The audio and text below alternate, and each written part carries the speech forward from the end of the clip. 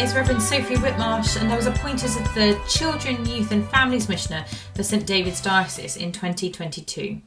My initial role was to develop a 5-year strategy that is sustainable and dynamic. I wanted the strategy to be biblically based, visual and memorable, and flexible enough to fit in any context within the diocese.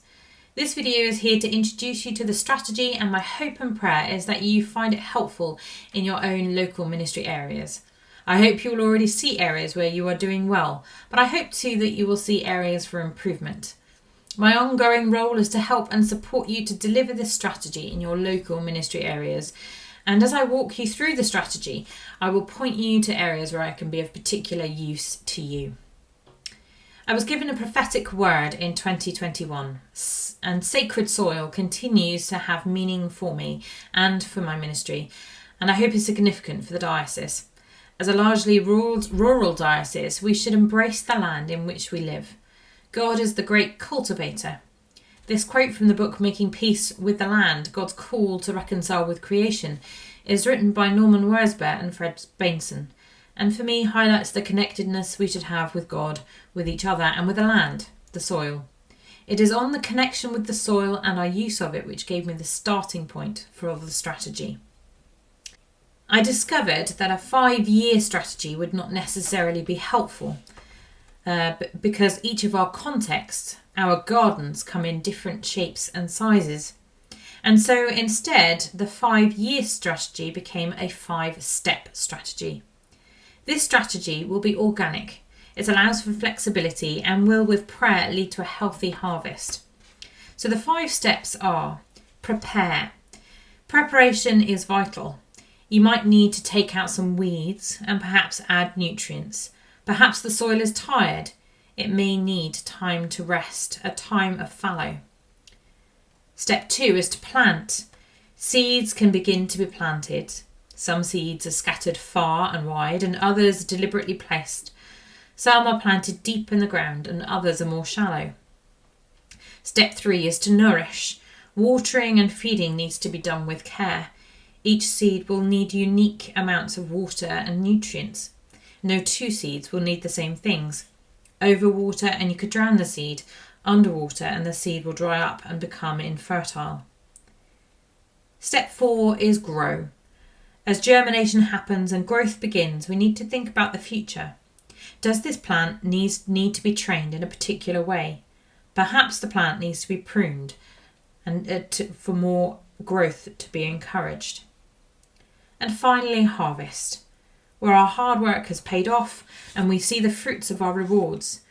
We may also be able to collect seeds and begin the process again. There are some gardening tips I would give you though.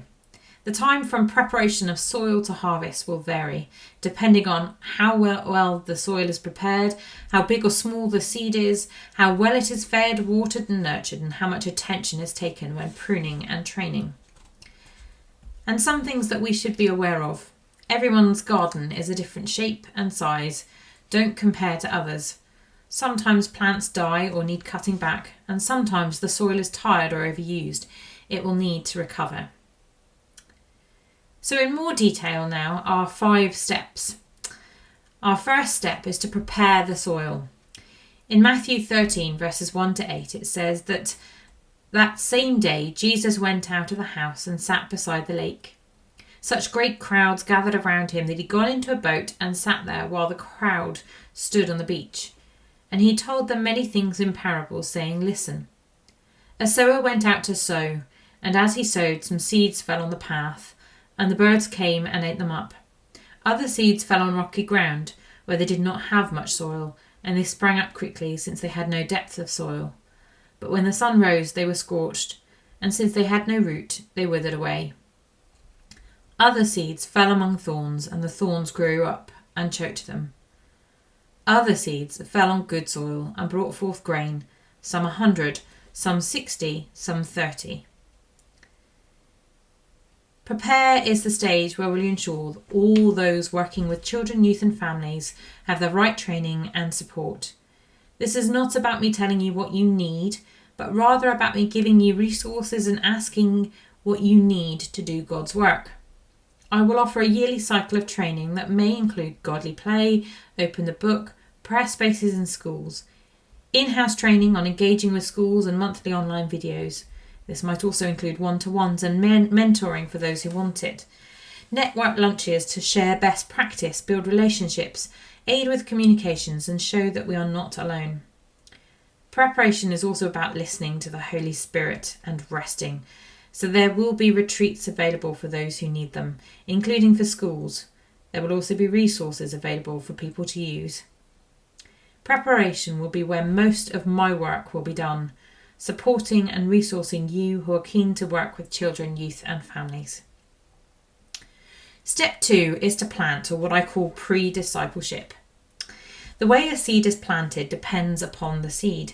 For instance, the pumpkin seed is carefully placed, usually on its edge, whereas grass is scattered. Sometimes we might plant 2 different types of seeds to support and protect each other.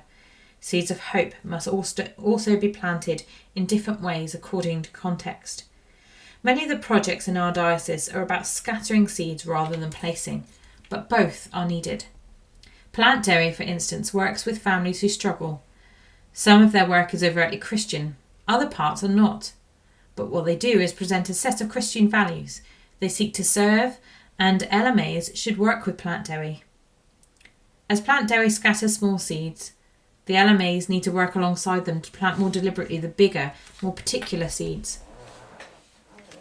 The teams at the Centre of Mission, Impact 242, are doing amazing work.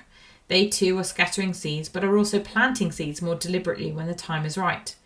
Local ministry areas should be encouraged to work with the Centres of Mission, who are offering 20% of their time to the diocese to help resource and support.